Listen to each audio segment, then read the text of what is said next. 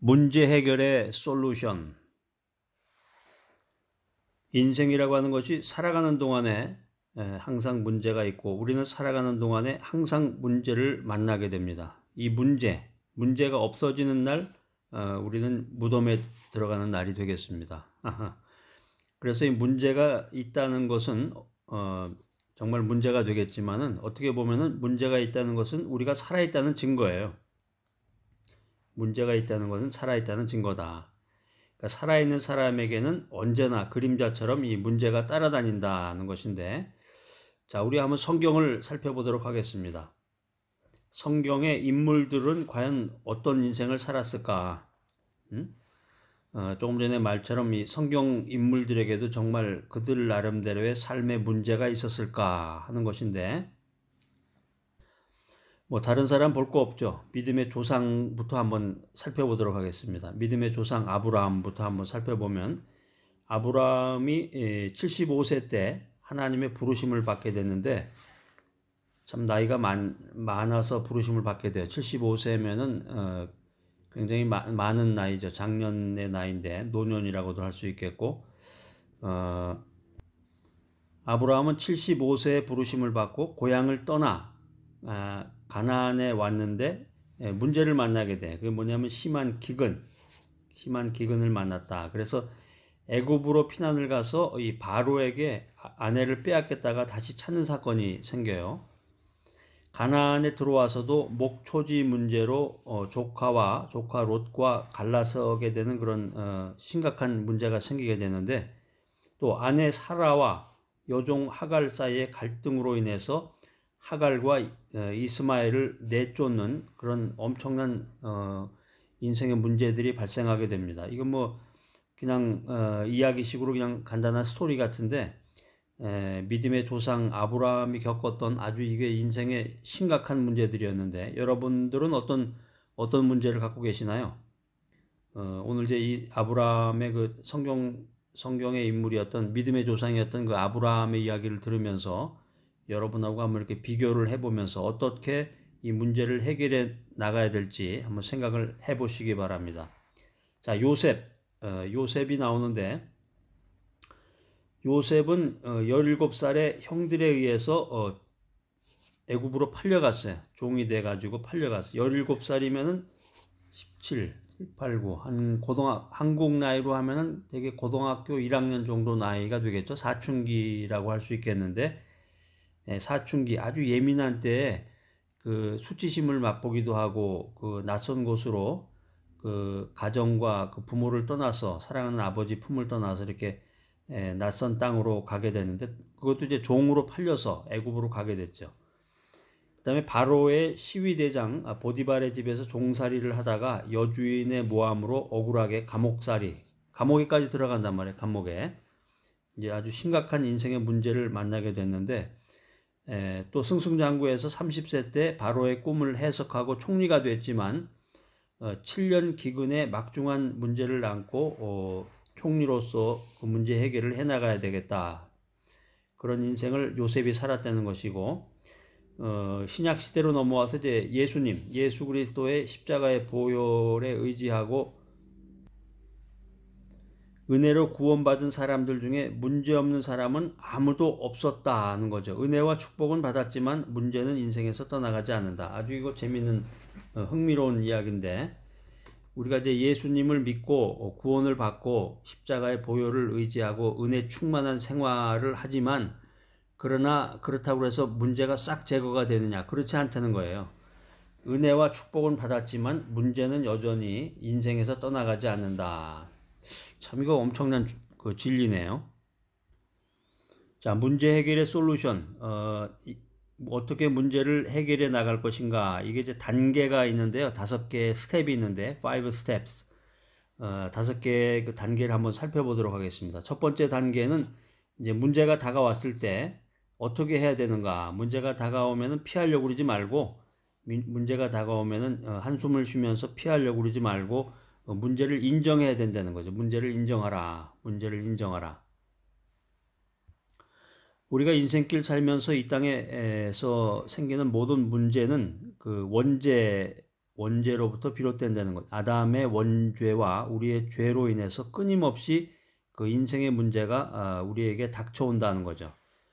그러나 예수님께서 이런 문제를 해결하시기 위해서 십자가에서 죽으셨다가 부활하심으로써 이 문제 해결의 길을 우리들에게 제시해 주셨다. 이게 이제 이사야서 53장 5절로 6절에 나오는데요. 요한복음 10장 10절에도 이런 구절이 나옵니다. 그러니까 우리가 주님을 의지하고 주님을 믿고 주님의 그 문제 해결 솔루션대로 우리가 인생길을 살아나가야 되는데, 자, 문제를 극복하기 위한 두 번째 단계. 문제를 만났다고 해서 다른 사람이나 환경을 탓하지 말고 자기 자신을 말씀에 비춰보고 기도하고 성령님의 도우심을 구해야 된다. 그러니까 내 탓이라고 생각해야 된다는 얘기죠. 내 탓이라고 먼저 문제를 인정하고 문제의 원인이 내 탓이다. 다른 사람 자꾸 원망하고 환경 탓을 하다가 보면은 문제를 해결하기는커녕 점점 그 문제의 수렁으로 빠지게 되는데, 우리 믿는 사람들은, 믿음의 사람들은 말씀을 보면서 자기 자신을 비춰보고 회개해야 되겠죠. 반성하고 회개하고 기도로서 성령의 도우심을 구해야 된다. 더 나아가서 이제 회개를 해야 되는데, 회개를 통해서 깨어지고 낮아진 마음으로 말씀을 붙잡아야 한다. 말씀을 붙잡아라. 그리고 하나님께 더 나아갈 수 있는 그런 계기가 되어야 된다는 것입니다. 자, 문제 극복을 위한 세 번째 단계는, 문제를 해결하기 위해서는 사람에게 의지하면 안 된다. 사람에게 찾아가면 안 된다는 거죠. 사람에게 찾아가서 사람을 의지하지 말고 하나님께 의지하라. 하나님께 전심으로 기도해야 된다. 홍해 가운데 길을 여시고 마라에 쓴물을 달게 하신 하나님의 기적을 믿고 의지하라. 그러니까 우리 믿음의 공동체, 우리 믿음 생활 가운데에서는 기적이 있기 때문에, 미라클, 주님의 은혜와 기적을 믿고 주님을 의지해야 된다. 자, 문제 극복을 위한 네 번째 단계는 기도한 다음에 겸손한 마음으로 그 결과를 받아들여야 된다. 우리가 이제 사례 분석으로 예수님의 경우를 우리가 생각해 볼 수가 있겠는데요. 마가복음 14장 36절에 그 내용들이 나와 있습니다. 예수님은 어떻게 하셨을까? 마가복음 14장 36절. 주 예수님께서는 십자가에 달리시기 전날 밤에 겟세마네 동산에서 이 고난의 잔이 옮겨지기를 간절히 기도하셨습니다. 그런데 하나님의 뜻에 순종하셔서 십자가에 죽으시고 3일 만에 부활하심으로써 인간의 영원한 구원을 이루시게 됐는데, 기도한 후의 결과를 온전히 하나님께 맡겨야 된다. 그 다음에 이제 문제 극복을 위한 다섯 번째 단계는, 하나님께서 어떤 방향으로 응답하셔도 하나님의 사랑을 믿고 감사해야 된다. 하나님을 전적으로 믿고 결과에 감사해야 된다는 거죠. 하나님께서는 언제나 우리에게 가장 좋은 것을, 나에게 맞는 거, 나에게 적합한 거, 내 인생에 필요한 거, 이런 것을 주님께서 주시기 때문에 하나님께 내 모든 일생을 맡기고 따라가면은 모든 것이 합력하여 선이 되고, 우리를 단련하신 후에 순금보다 귀한 믿음의 사람으로 변화되게 하신다라고 하는 것입니다.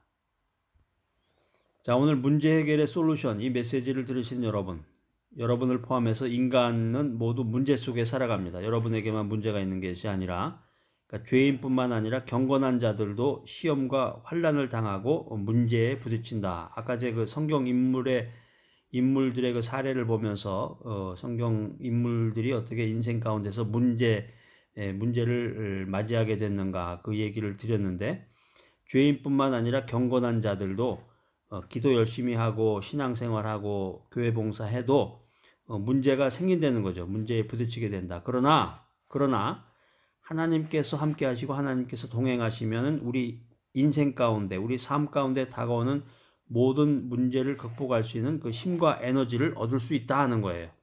기적이 임한다라고 하는 거예요. 자, 오늘 이 문제 해결의 솔루션, 이 메시지를 들으시는 여러분들 참 대단하시고 정말 최고십니다. 엄지척. 그래서 이 메시지를 통해서 여러분들이 은혜를 받으시고, 그 은혜 받으신 대로 여러분들이 이제 인생을 살아나가셔야 되는데, 자, 여러분, 어떤 역경 속에서도 어떤 문제 가운데서도 심지어 죽음 앞에서도 하나님의 말씀을 의지하고 나아가시기 바랍니다.